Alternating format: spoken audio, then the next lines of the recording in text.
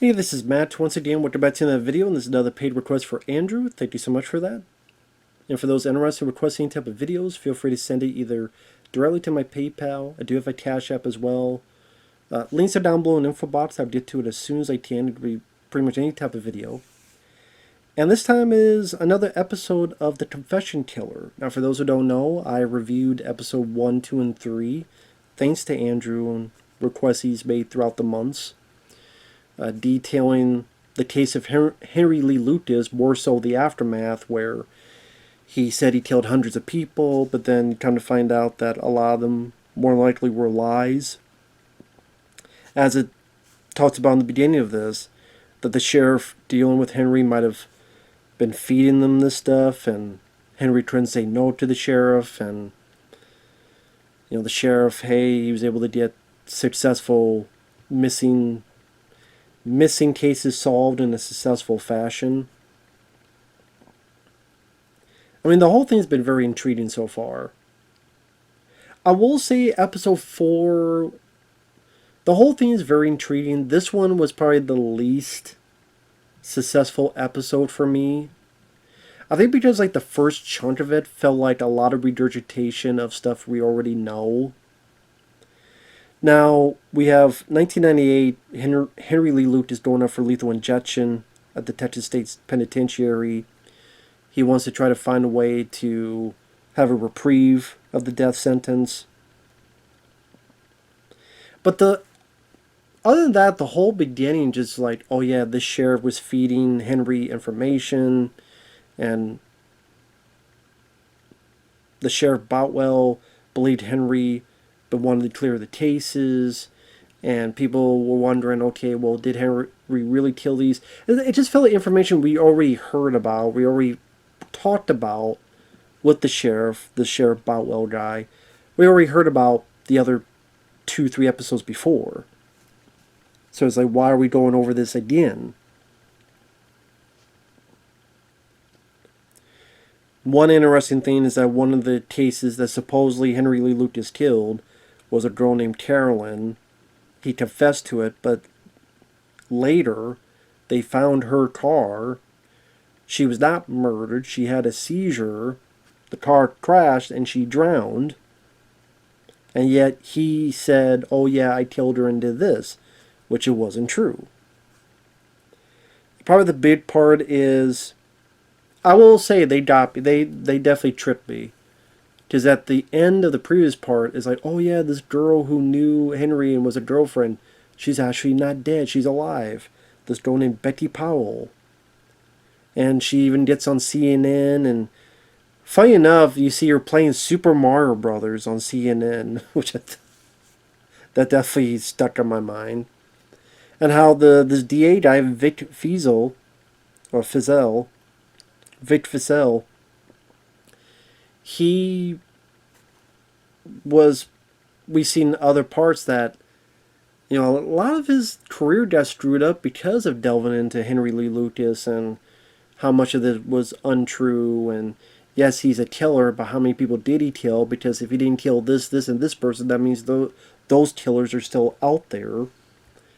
And like, maybe just like the last episode or so is very fascinating with how it seems like law enforcement screwed him over and might have even poisoned his dog and all this other stuff that happened. Here it's, okay, this lady seems like this person who is supposedly dead but she's alive. She seemed like she had the right information, believed in it, then come to find out that she was a liar. She was actually a girl named Phyllis that loved Henry and got letters from Henry showing, telling the details that Vic and these other people asked her about. So they got fooled, hoodwinked, bamboozled. And that's when Vic finally said, this is enough. I'm going to stop dealing with this guy. Maybe a bit too little too late to save his marriage, career, and all that, but it is what it is. That's the thing, like, I never understand some people's human psyche, like this Phyllis girl, this bitch. Don't call her a bitch, because she's a dumb bitch. You're in love with, like, she also mentioned, like, Charles Manson and other people. You're in love with these people who will say that they killed their girlfriends, but yet you want to be their girlfriend when they have a habit of killing girlfriends.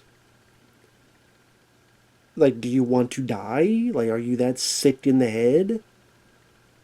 Maybe so. I don't know. It just, those weird things where just some of these people are just, man, they are really fucked in the head, and I would not want to be near them with a 10-meter cattle prod. Because they probably steal it and stick up their ass and enjoy it all the way through till it comes out of their mouth, Cannibal Holocaust style. But yeah, weirdos, just complete weirdos.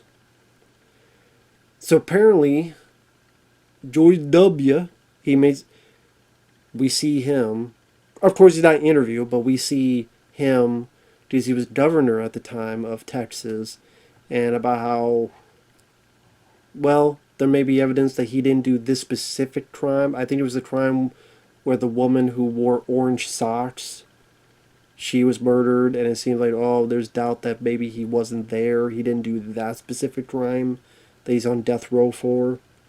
And yet some of the people whose families were victims, like this girl who died named Rita, her sister, she gets interviewed at the beginning talking about what happened to her sister. Then we see her later on saying, well, what about the other people that Henry killed? Okay, maybe if he didn't kill this person, he still murdered. So what about the crimes of those other people? You can't get this guy off a death row.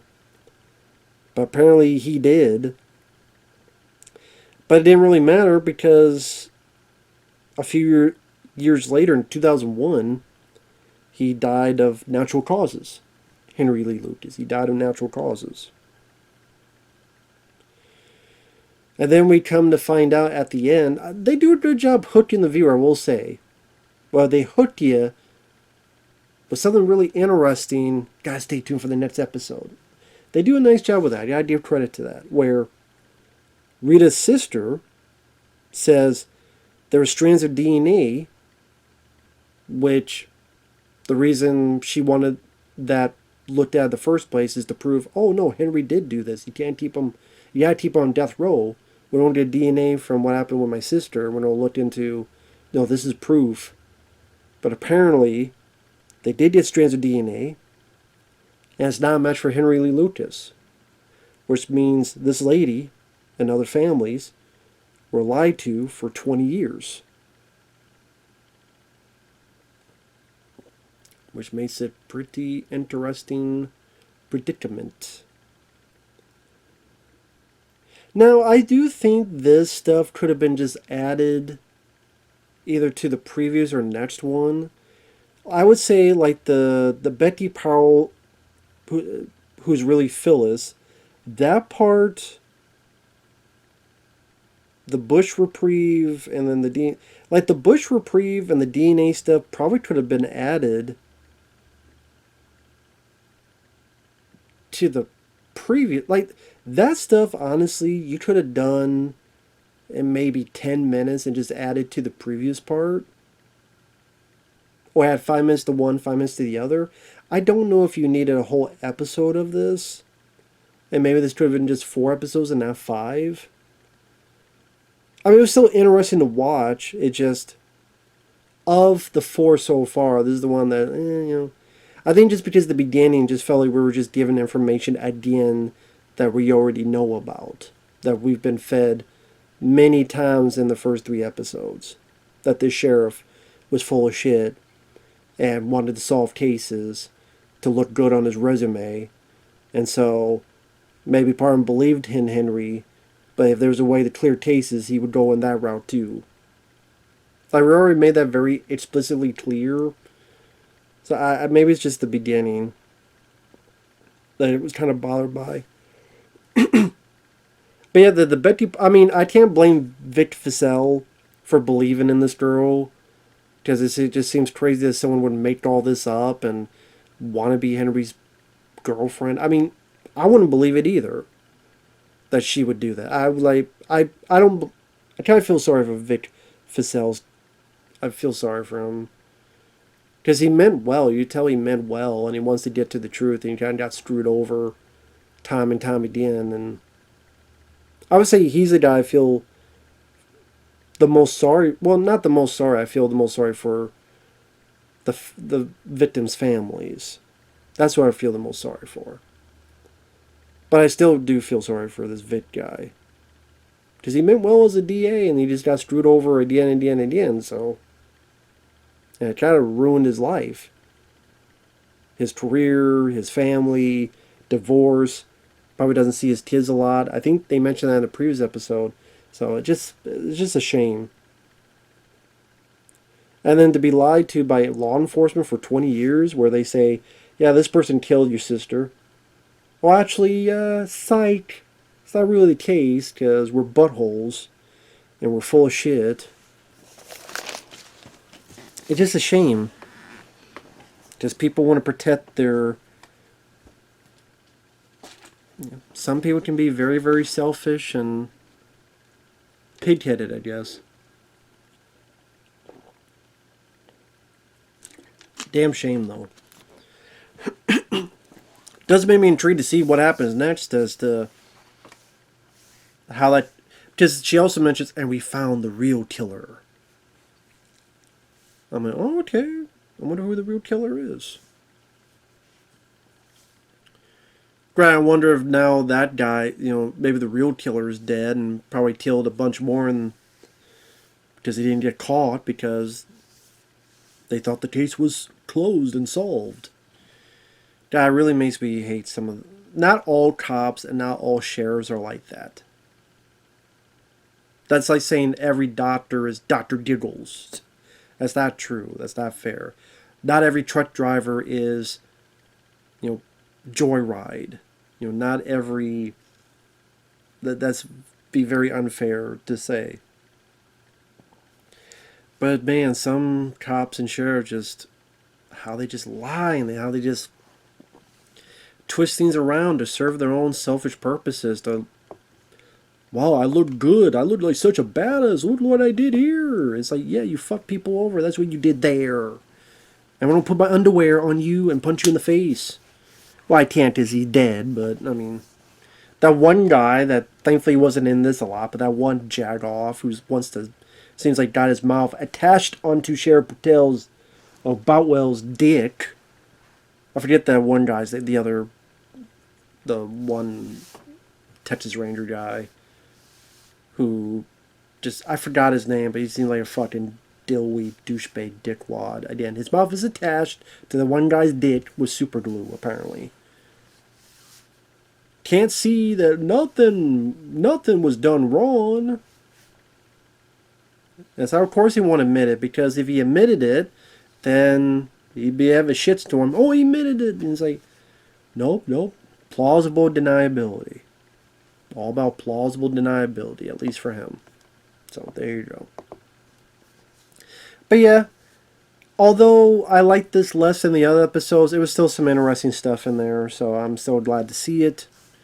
I'm assuming Andrew next month will request the last one, so be interesting to see the finale of this. But overall, I've been enjoying this. I definitely learned some things, because I'd heard the name Henry Lee Lucas, but didn't know much about the aftermath of all this and the lies and stuff. That, as a guy who's a noob to that, that's just very fascinating to me, and shows how a lot of times truth can be much stranger than fiction. But with that said, thanks for watching. Take care. Thanks once again, Andrew, and we'll see you guys later. Bye-bye for now.